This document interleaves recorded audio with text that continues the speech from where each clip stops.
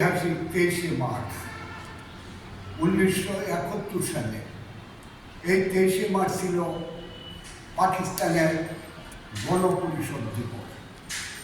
আর সেই তৎকালীন ছাত্রলীগের পক্ষ থেকে এই 23শে মার্চকে বাংলাদেশ দিবস ঘোষণা করে পল্টনে একটি ছাত্র সমাবেশ হয়। সেই ছাত্র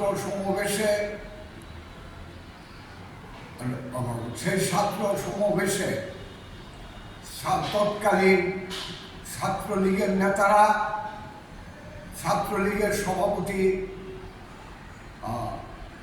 নুরে আলম সিদ্দিকী, সাধারণ সম্পাদক শাহজাহান সিরাজ, ডাকসু বিপি আসমর, জিএস আব্দুল কুদ্দুস মাখন সহ কেন্দ্রীয় ছাত্র নেতারা সেই কুচকাওয়াজের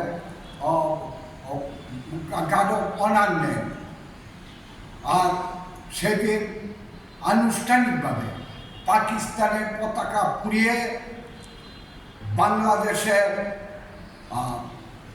বাংলাদেশের ম্যাপ ঘোষিত পতাকা উত্তোলন করেন তৎকালীন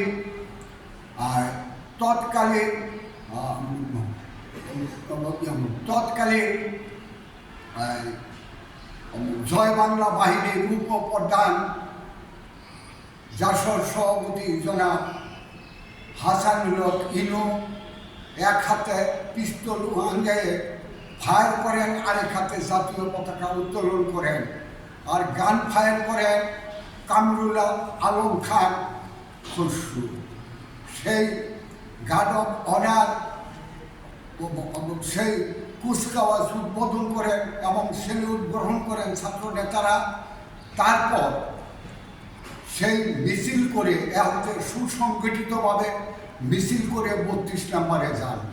32 নম্বরে বঙ্গবন্ধু এসে সেই পতাকা হাতে নিয়ে 3 মিনিট ভাষণ দেয় এবং তাদেরকে স্বাগতম জানান।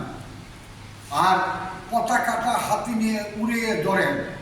সেই দিন পাকিস্তানের পতাকা উড়িয়ে সারা বাংলাদেশে এক ক্যান্টনমেন্ট ছাড়া সর্বস্তরে পতাকা উত্তোলিত হয়। তারপরে সেই জাসদ সভাপতি হাসানুল হক ইনু যখন মুক্তিযুদ্ধ শুরু হয়, বেলভেট দেরাদুনা ক্যাম্পে প্রধান প্রশিক্ষক হিসাবে 10,000 মুক্তিযোদ্ধার ট্রেনিং দেন। তাই আজকের এই দিনে ইউনুসগঞ্জে অবৈধ সরকারের প্রহসনমূলক মিথ্যা মামলায় আজকে হাসানুল হক ইনু কারাগারে, এবং হাসানুল হক ইনু সহ সকল রাজবন্দীদের মুক্তি চাই। জয় বাংলা, জয় হোক বাংলার সকল মানুষের।